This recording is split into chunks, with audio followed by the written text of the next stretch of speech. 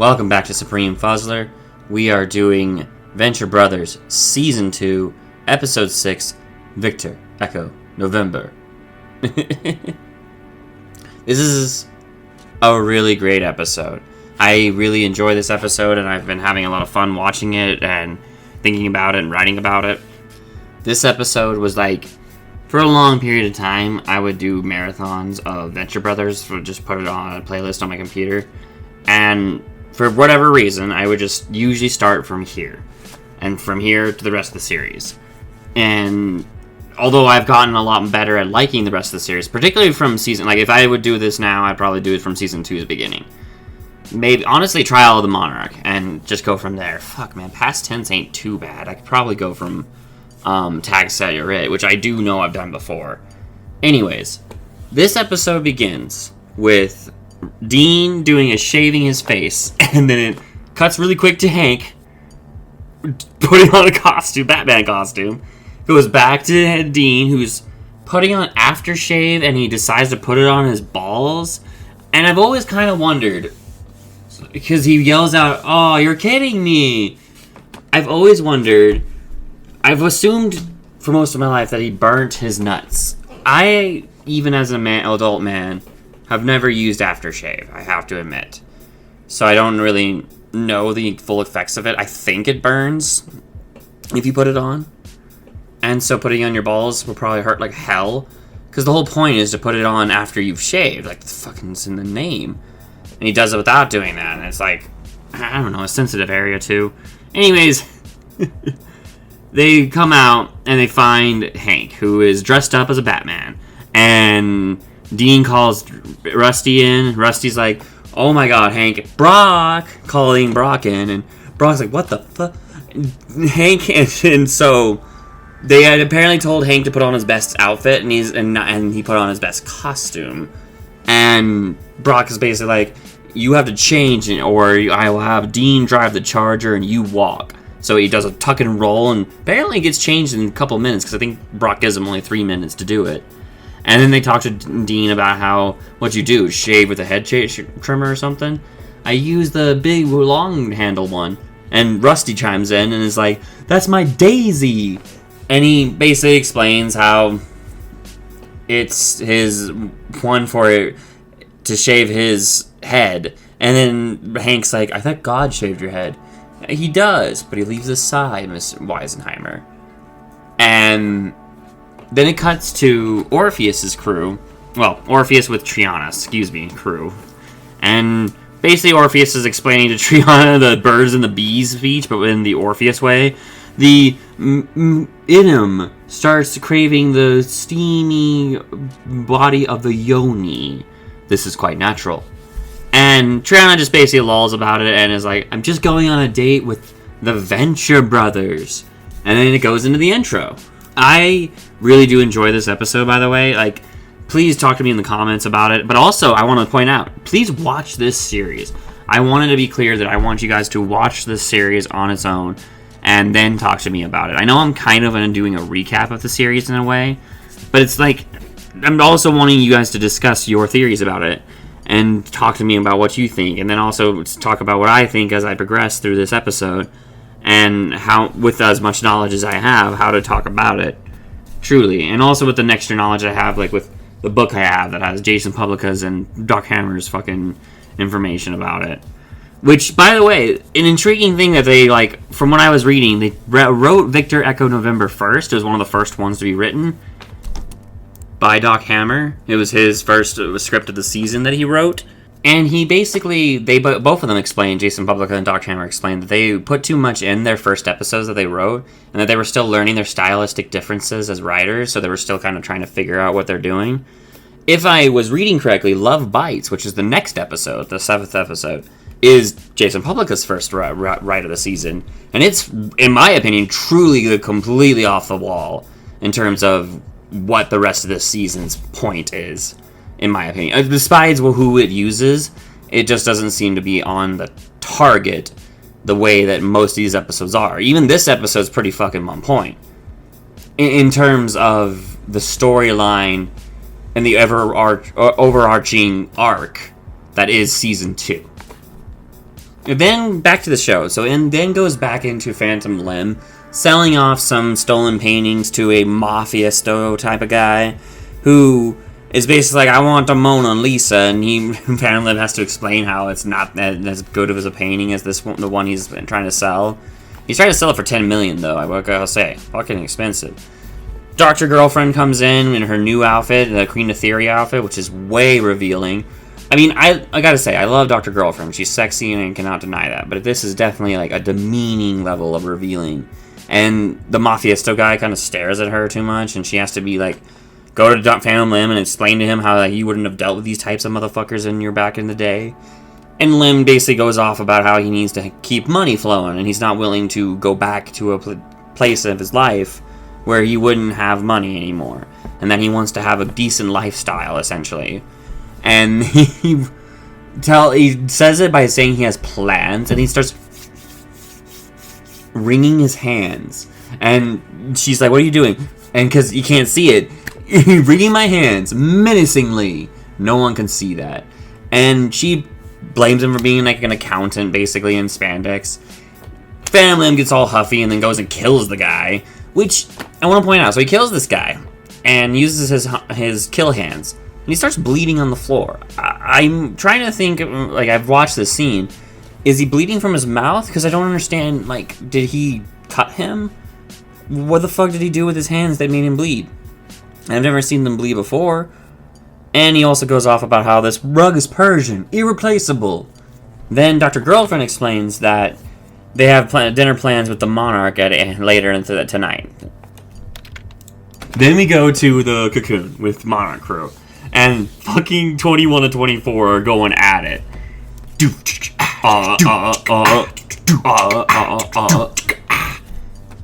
Like that. And I layered my two voices together so that we can have this be perfectly in sync and mwah. And Monarch comes in and is like, we have a date. Asks for the Monarch mobile, but they had to ditch it apparently because the heat was on them after that Venture Brother thing. Which I was like, huh, did they get cops called to them and they chased them while they after the event with the big old van Monarch mobile? Hard to say, uncertain. Monarch asks what they can drive, and basically they get the blue Stanza, fucking that 24 drives, and that's what they're gonna ride in to get to their date, Monarch's date. Okay, and then we go back to Rusty and Brock, and Rusty goes off about how he found the best whorehouse in Texas with Dolly Parton in it, and if anyone knows, I don't know if I want to spoil it. Fuck it. Anyone knows. It's a musical. Like, Brock basically is like, you're gonna be disappointed, and Rusty's like, don't spoil it. I got the remote set for stun, and Brock has to go take the boys though, so he's not gonna be joining. I want to point out, Brock has his jacket on, and I'm pretty sure this is the jacket that Hank gets later on in the series, and it's just really interesting because I don't recall him seeing this jacket very often, but now that I'm thinking about it, I actually think it's a reoccurring piece through the most of the series. Oh, on Brock. Then we go to all four cars, well, a showing of all four cars.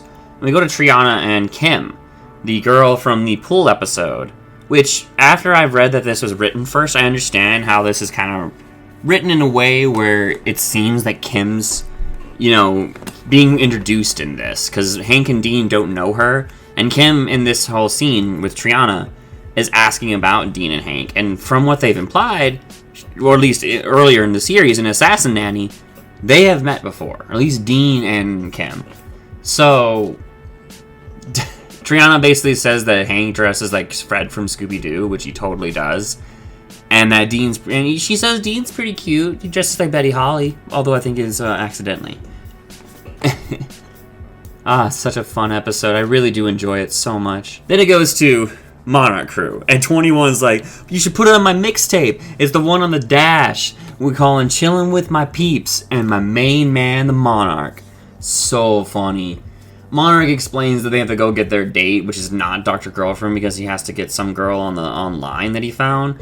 And they've been because he's been live blogging, apparently, And she fucking commented and stuff and says, I'm not only porn, I'm also sex. Whatever that means. So they had to go pick her up, apparently. Then it goes to the Venture family, Brock, Hank, and Dean. Dean asks for some advice, essentially, and he has a corsage, I think it's called.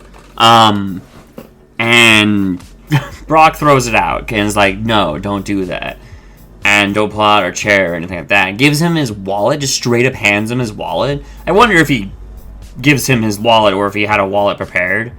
Because he just is like, has plenty of money in it and doesn't have a cartoon B on it. Because, a child. I mean, I get it, they're still kind of kids, but fortunately, if you're trying to impress a girl, especially a girl who's in the real world, not gonna fly.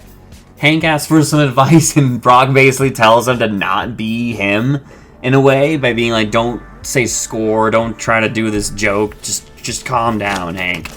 And Hank's like, she totally know that joke already. Yeah. Hank's such a charismatic, fun character who's, it's interesting to see his, like, even now, honestly, this weird obsessiveness that he has with chicks, ladies, and it's just, you know, it's how Hank Venture is. Then it goes to the restaurant that they're in. Hank's basically challenging Dean to tell them a bunch of lies about him, and to say call him the Hankinator and all this other stuff. And Dean, in the end, says, I will do no such thing, and freaks out that Triana and Kim rocked in. Hank's like, I will scope out my mystery date, and then boom, he's like, oh my god, it's a Medusa. Dude, I knew she would love my Batman costume. So funny, and wow, Hank. And he straight up is like, she's a supervillain. Like, come on, man, look at her. And she does, you know, fit the part in terms of what the supervillains look in their world. Then, you see the Monarch, who's apparently at the same restaurant, tells 21 and 24 to go somewhere and to try not to look like they don't know him. And they're like, that's going to be hard because we, you know, are dressed the same. But whatever. Monarch talks to his date, who's a young blonde woman, and is basically like, don't ever have henchmen. And he calls her by her screen name, and she is like, that's not my real name. And Monarch's like, what the hell? I use my real name. And she's like, I thought you were just into cosplay. And Monarch makes a big point here. I'm into costume business, not costume play. Monarch is all about his business and is all about this being a fucking serious work. Truly. Then Phantom Limb and Dr. Girlfriend walk in, and he's like, fawn over me, treat me like I am candy. And she looks... Okay, this is one of the weird things I want to point out. So, he talks about Dr. Girlfriend with this girl, and is basically does a hint of what she looked like back in the day. He's like, when I met her, she had those red streaky things in her hair. But then the girl says, I heard she's kind of manly. How does this woman know Dr. Girlfriend? How famous is Dr. Girlfriend? Is this woman from the supervillain world? No, she just talked about the whole costume business, costume play shit. How the fuck does she know her? How does she have that rumor? You know, like who the fuck told her what? Monarch corrects her and is like, the girl's a delicate flower. But then goes off about Phantom Limb. His story, okay, so this is the first of a couple stories about how Lim got his arms and legs, and it's also side talking about Billy Quizboy and how he lost his arm and his eye. The way Monarch explains it is that he was in college, he was a scrawny little wuss, and he got a muscle growth accelerator machine and turned it on, and it did so well. Using his 12-year-old roommate to help him, which is Billy, he turned it on and did so well that he was able to mess up people when he touched him. And then he became a humorless dick. I just want to say, like, I don't want to spoil it too much, but Monarch is, in my opinion, the closest to being correct about what happened. Then 21 and 24 start talking about it in the story. And because 24 is like, how does he float? And 21's like, he doesn't float. He actually just has invisible legs. 21-24's story is kind of correct too in its own way, but in a different way. So 21 and 24's, well, 21's story specifically, is that Billy, he actually says Billy's name in this, the kid who won a bunch of money on card sharks, they worked together because Phantom Limb used to be a good guy, And in order to, like, do some... The way 21 explains it's kind of weird. But basically he explains it's a time machine and that fucking Billy's hand and all the rest of Phantom Limb's limbs are in the future, just chilling around so he can walk without a problem. Really interesting take on it, honestly. Then it goes to Hank and Dean, who Triana's like, that's just a guy with a torso and a head. And Hank's like, he doesn't professionally hate my dad, but he totally hates my dad. And he goes off about while he was apparently once a magician, and while performing for the Queen of England, he disappeared his legs and arms and then sent them to the moon. He did that with the hand of the guy who operated on your balls, Dean. Couple things. This is a continuity error that I've realized. Hank knows about the ball surgery stuff, when I don't think he does later on in the series. They imply he doesn't. He could have just actually forgot, but, it's a little weird. And next, how does he know that Billy's involved? How does he know this story? Apparently, because 21 kind of mentions, is like, the way I heard the story, like, so it's a common story that we all just talk about all the time. Everyone just knows, and yet no one actually knows, because no one actually fucking can tell. And then, what about the parties involved? Billy and Phantom Limb. It's really weird to think about in this regard. But I like it nonetheless, of course. It's just some fun theories.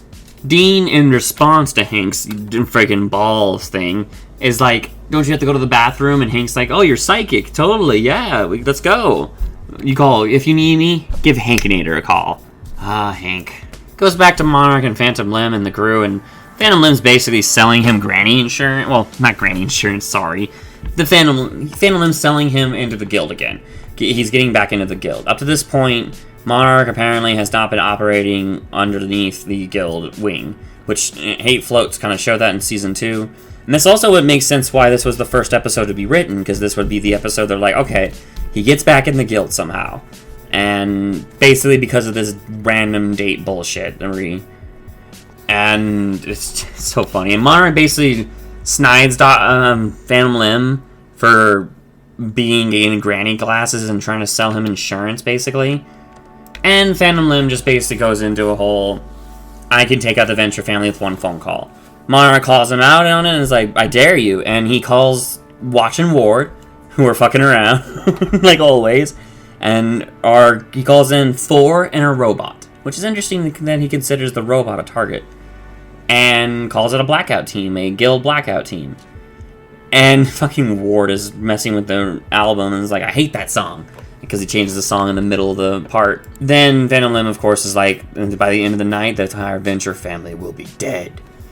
It then goes to Brock yelling out while the Venture compound goes into lockdown about how they're under attack. And Rusty's like, I'm this close to getting Dolly's goods. Brock comes out naked and is like, I gotta prey on their fear. Move like an animal to feel the kill. He's so good. So good. And they basically, Rusty and Brock do an exchange about how the guild have showed up. And Rusty's like, I haven't done anything. The fucking power gets cut. And then he's like, don't worry, it'll come back on. Generators come back on. That gets cut. And Rusty apparently pisses himself and is freaking out. Brock calls Helper, it's the first time you hear the tactical and defensive weaponry thing, and you can see Helper be like all badass looking with all this bunch of cool weaponry and stuff. And he tells Helper to escort the doctor to the panic room. It then goes back to Phantom Limb, Dr. Girlfriend, and Monarch. And Dr. Girlfriend's basically going off about how I can't believe that your fake Dake ran off crying. Well, how old was she? And Monarch points out, I'm a fucking evil butterfly costume. What age group do you think is attracted to me? Which is quite true, in all honesty. Dr. Girlfriend leaves and is like, I gotta powder my nose. And Monarch's like, look what you did, Phantom Limb. Yeah, I did that. Then it goes back to the Venture compound, which we have a guild operative kind of walking through a Venture's living room, it kind of looks like. Unsure. Brock gets a drop on him and gets a knife in him, and he's like, she almost can't feel it, the knife between the kidney and the spleen. And he basically coerces him into giving him the information about that they're after 4 and a robot. The guy then goes on into a weird spiel about how you, like, I can almost feel myself dying, but Brock's like, I don't think you're gonna die, man. Like, you might bleed out in like 5 hours, and he demands a song to be sung, and in the end, it's like, he demands Move This by Technotronic, and Brock happily, not happily, in the end obliges him. Then Monarch is seen signing up and finishing his signing back up with the guild. Lim's like, do you love her? This is way too high school for me. Monarch's so right, it's so high school. I hope you do, for your sake. Oh, I hope you don't. Freaking Monarch. I love the pettiness, it's so fun. Then shows Helper being called out by Brock that's because the boys are in danger. Brock then, you can see that Helper's head's destroyed though, he's pretty much taken out. Then he calls Doc, and you hear the Doc's phone, wrist phone. And it shows that, oh no, Doc's arm's gone, holy shit, it's madness. And Brock explains that, hold on, Doc, I gotta go get the boys because they're a target. I gotta save them first, and then I'll come back, Doc. Then you see Dean and Hank in the bathroom. They're peeing.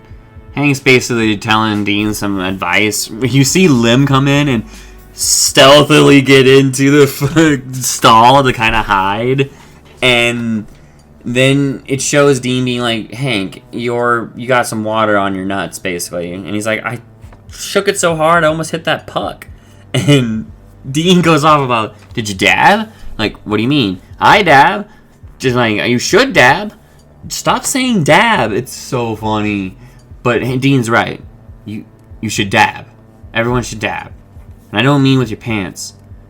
I mean with marijuana oil. Let's continue. Then it shows Brock, who is naked driving through the fucking streets, and gets a call from Doc.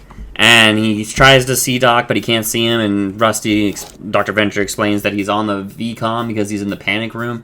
The guys were persistent, but Helper kept them off for a while. And his blood's all over the floor, and he might die, so he needs Brock. But Brock has to go save the boys first, basically. And it's pretty hardcore that Rusty's in such a dire situation. But you gotta save those boys, man. Then shows Monarch, who is like steak fries, always soggy. Then he goes to the bathroom. Then in the bathroom, Dean gets a call from Brock, which while he gets the call from Brock, he sees Monarch go into the stall, so he tells Brock that this place is crawling with people who hate his dad. And Brock's like, yeah, I figured, just stay in the bathroom and right where you are, I'm gonna be there soon. And they were like, alright. Then Hank is shown getting up by the fucking hand dryer, the dryer for your freaking hands after you wash your hands, and getting his nuts all up in there and be like, Venture Ingenuity, you've gotta try this. It's like there's someone blowing hot air on my junk. And it also shows 21 and 24 getting up and going to the bathroom and also sneaking into a stall because they're like, oh my god, the adventures are here. And 21's like to 24, he's like, dude, you gotta get out of here, I gotta take a Count Dooku. And then Hank catches himself on fire because he was by the hand washer, and fucking Dean has to wail on his fucking nuts. I remember this really well because it was part of the commercial. Like, I don't remember if it was for Adult Swim or Venture Brothers specifically, but back in the day, the commercial would have this specific line. Dude, stop wailing on my junk! As part of a commercial that I would always hear all the time, and it was really fun and hilarious. And of course, in the end, fucking Dean's like, oh my god, we gotta do something, and Hank's like, just dab it with water, just do dabs. And 24 points out, I can't believe it's hard to kill these kids. And Phantom Limb's heard talking to the Watch and Ward, and like, Daddy will put the children to bed himself. Yes, I mean to kill them. It's a very simple metaphor. Gosh. Then it shows Kim and Triana real quick talking to Dr. Girlfriend, who is like, yes, I'm supposed to be in here. I just have a deep voice. Which is interesting to talk about because I'm like, one of the things that is played with, at least in the early seasons, is people not believing she's a woman. But she is 100% woman. Gosh, she's hot as fuck. The girls ask her a question of whether or not, like, they're like, we didn't care about your voice, we just want to know what that lipstick is. And she's like, Pink Poodle, I'll get a guild discount. And she basically goes off about men and is like, here's my card, we can work together maybe, because she basically thinks that Kim's a supervillain. Kim also does a whole thing where she's like, oh my god, she thought I was a supervillain, I'm so gonna do this. In the book that I have here with the writers talking about it, and it was also something I remember learning about online and through a venture panel that I remember seeing once, people, the fans, really wanted something to do with Kim. They really wanted them to do something with her, and they never had any intentions to. And but people wanted it so badly that there's a point in season 4 that they have to write something in to answer why she's not been used, basically. Not to spoil that she's not going to be used, but she's not fucking important. Triana is a low-tier character in terms of importance already, and her friend, definitely lower importance. And they didn't play with the whole Hank and her actually becoming, any kind of affections towards each other, so it just doesn't work out as well. It's just funny because I'm reading about it, and it's like, they never had intentions to use her beyond this just throwaway character. And then they wrote her into Assassin Nanny just to have her as an extra piece of character. Then it goes back to the boys, which then you hear a car, and boom, crash, and bam, there's Brock naked. You just flew through the window and do a chuck and roll. Badass! Tells the boys to be quiet and gestures them to go inside with the only remaining stall. Puts his knife towards 21 and tells 24 rather, and tells them that what's going on here, and they're like, we had nothing to do with this, and he's like, I believe you. 21 says like, and guess what? I pushed it out one. And 24, yeah, me too. Then he goes, and Brock goes to Monarch. I like to point out, Monarch is so fucking savage here. He's like, yeah, Brock was waiting for you to show up. It's the other guy in the next stall who did this. I had nothing to do with it. He's so, doesn't give a shit that it's Brock, badass, henchman, master-killing Samson. Then Brock goes to Phantom Limb. Phantom Limb and him basically have a little talk about how if he kills Phantom Limb, the guild will destroy everyone Brock ever knew. But Brock's like, alright, but if you do, I will kill you if you ever do something like this again. I don't give a shit. He even says, you ever go after the Venture family? My family. Which I really like them being focused on the whole fact that this is a family thing, That they really are a family unit, and Brock considers him part of the family unit. And that even if it means causing untold destruction on everyone he's ever known or loved, he would kill this man if he goes after the Venture family too hard. Lim basically is like, oh yes, of course. Funny what people can do when we're in love. And then he's like, shall we just shake hands and be done with it? And if you remember, he's got invisible hands and he has death hand attack skills. So they do a bunch of really intense music, and they do this eye looks to each other, and as they stare down each other, and Brock decides to shake his hand, and nothing happens. And Brock kind of goes in like, I thought you were going to do that killer hand thing. And for a moment, so did I. Hank and Dean go back out there and basically like, you wouldn't believe me if I told you about what happened in there. And Triana's just like, you want to get dessert? And I do! And Kim's like, I'm going to be a supervillain. And fucking Hank counters with, I'm going to be Batman. Go Team Venture! And a big Venture thing happens. And fucking Triana even says, which I want to point out, I think this, when they do that, that actually shows in the real world, at least the implication, because Triana's like, I told you, and Kim's like, I found my first archenemy. So funny.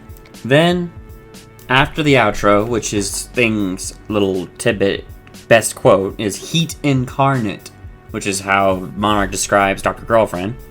We have Billy with Rusty, and he's explaining that, yeah, it's a musical, you'll never get to see anything. And tells him, don't lift anything too heavy or your arm might fall off later. And he's like, really? Yes, it might fall off. And Rusty asks him about his arm, his metal arm. They do a cool fake out, which I want to point out before I do this, that where, as he's talking about the arm, Billy's repairing his arm, but you don't know it's his arm at first, so you think Rusty's got a metal arm now. But no, he just bolted Rusty's old arm to his shoulders, basically. Apparently he can do that kind of shit. He's a very skilled surgeon. And then Rusty asks him how he got his arm, and Billy's like, that's a good question. I have no idea. So, for a conclusion of this episode, which is a very funny episode, but also really important and brilliant episode. It brings up the whole fact that Phantom Limb and Billy are connected. Because of the stories that all 4 different people talk about, 3 different people, 3 different stories, each which talks about how Billy and freaking Phantom Limb were connected, and somehow what happened to them, their arms, basically, the limb situation for each one of them, were all the same. They happened at the same time. And how Phantom Limb is, like, the things that they kind of, the theories are like, he used to be a good guy, and that he used to be a scrawny guy in college, shit like that, which will possibly come up later. Billy is a very fun character, of course, too. You get to see that he's also a master surgeon. God, 21 and 24, so funny. It's so great, their fucking musical, like, duo ship that they do at the beginning there when they get introduced. And then Hank and Dean. This has actually been the first episode in this season that I think, in my opinion, that Hank and Dean was super a focus. Besides the first episode of the series, this really focuses on Hank and Dean as the main characters of the episode in the series. And I agree with Doc Hammer or the explanation that there's a lot in this episode, because there is a lot in this episode. But I also really enjoy this episode. I also want to point out, like, the guild stuff, like, Brock, if he had killed Phantom Limb, all the problems that would have occurred with the guild, I'm uncertain if that would have been true, considering that goddamn Limb's operating way outside his for personal reasons. He called a blackout on Dr. Venture. I also am unsure how lying down the good guy side would take Venture's death like that, since it was all totally unprovoked and unnecessary and totally outside the jurisdiction. What other seasons have taught me later on is that there's limitations and levels and, like, fucking rules that are required. By this point, in season 2, in episode 2, He Floats, Monarch explains this is all about finesse. There's some rules in this business. Even when they were outside the guild's restrictions, he was willing to be within those rules. So it would be weird to see how the world and the supervillain and superhero sides would take a major figure like Rusty being killed. Even though Rusty's a failure, his name is so well known. I don't think it would have gone as well as Phantom Limb would have said. Not to mention that he would have been killed by Brock, of course. And this is a great episode. Please like, comment, subscribe if you're on YouTube. Hit me up in any places that you're listening. I really appreciate anyone who listens to this. Truly, let me know if you want to discuss this or talk about anything. I've been looking at all the comments for all the different clips, and they've been really interesting actually seeing different theories and stuff that I've never thought about, and pointing out stuff that I never thought about. Like, one of the things, this is kind of a spoiler for later in the series, but real quick because of my comments have talked about it. Like Shore Leave, who hasn't been introduced yet in the series, but he's super into guns while Brock isn't. And the explanation that they're 2 contrasting figures, because one's a fruity guy who's all into guns, and Brock's a male power figure house love fantasy that's into just knives, and how they're perfect opposites. And I never understood that that's what makes their duo even better than it already. Just fucking amazing, just amazing. Watch Venture Brothers, people. Thank you guys for joining me. Keep checking in, and this is Supreme Fuzzer. Goodbye.